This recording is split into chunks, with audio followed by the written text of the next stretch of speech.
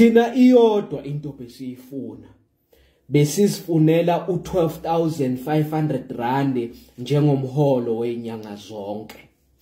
Futhi besazi kahle ukuthi iloan mini angeke ihluleke ukusibhadala leyo mali ngoba besiyigubhi platinum mihla namalanga ithunyelwe eMelika ithunyelwe eNgilandi. Sakhulumisana nenyunyana yethu, sakhulumisana nabaphathi, kodwa kwabonakala ukuthi abazimisela ukusilalela. Kwaphoca ukuthi sihambe siye entabeni iKopi. EKopi besisihlalela nje sihlabele ingoma zomzabalazo, sihlabele ingoma esizihlabela uma sigubhi platinum ngaphansi emgodini. Singafuni ukuphazanyiswa futhi silindele ukuthi umqashi besazimisela ukuthi sibuyele emsebenzini siqhubeke nomsebenzi eze kithi asitshele ukuthi simisa njani ngo12,500 rand. Kunokuthi umqashi eze eKopi sihlale phasi sikhulumisane ukuthi simisa njani ngemali engu12,500 rand esicelayo njengomholo wenyanga zonke. Umqashi wabona ukuthi kungcono ukuthi asibizele amaphoyisa. Kwafika iphoyisa elikhulu eKopi, igama lalo bekunguGeneral Mbembe. Alifika lephoyisa lasikhulumela isingisi. Thina singabagubhi beplatinum sisebenzela iloan mini njengabagubhi beplatinum ngaphansi emgodini ngoba asifundanga, asiyanga esikolweni. Samtshela uGeneral Mbembe loyo sathi angakhulumi isingisi, waqhubeka wacefeza isingisi. Kwaphoca ukuthi sikhethe omunye wethu ukuthi ayosikhulumela nalo lephoyisa elikhulu ukuthi libeke phasi izibhamu lingasidubuli sikhulumisane. Sakhetha uMambuji, sathi uMambuji ke akakhulume nalo lephoyisa elize namaphoyisa amaningi aphethe ibhamu.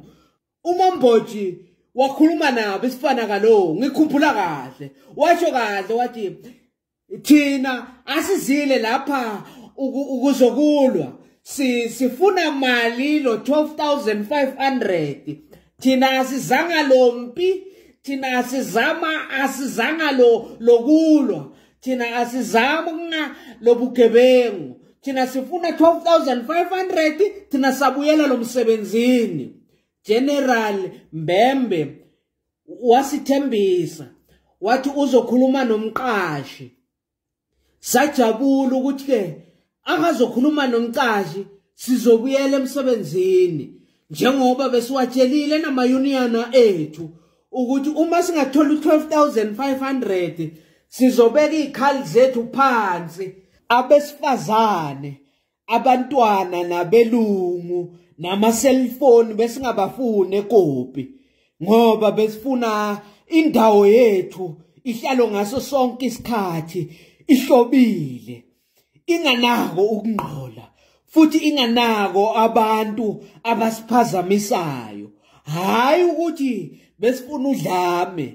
Uyazi ukuthi lapho amadoda ahlangene khona azilile kukhona imithetho ezoba khona, njengoba leyo mithetho iba khona uma bafana baye entabeni bayosoka. Kuba nemithetho ukuthi abesifazana abafuneki, amafona awafuneki, kanye nezingane azifuneki. Ingakho nathi besinaleyo mithetho.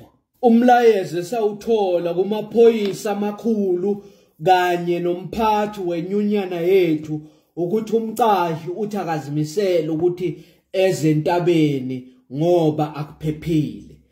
Thina besiziphathele izikhali ukuthi sizivikele ngoba amaphoyisa wayesolo alunguza lapha eKopi aphethe ibhamu enkulu.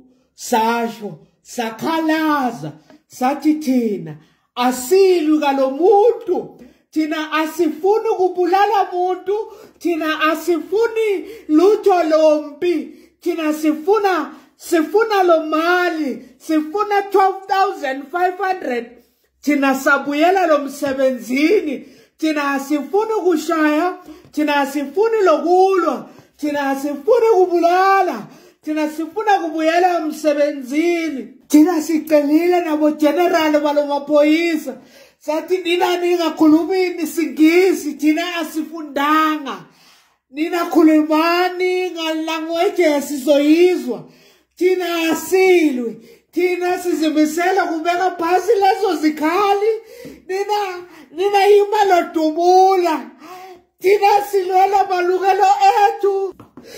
Bona bathi thina asifuni kukhuluma, thina siphethe zikhali.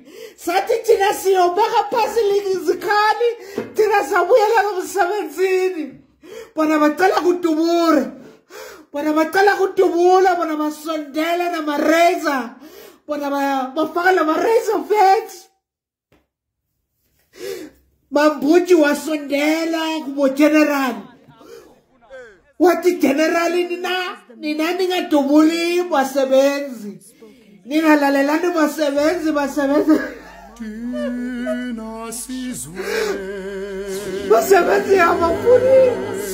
abafuni kulwa. Basebenzi bafuna kubeka zilikhali phansi. Basebenzi bafuna kuhamba babuyela emakhaya. Basebenzi babuyela emsebenzini. Basebenzi babacela 12,500. Baphoyisa dubula.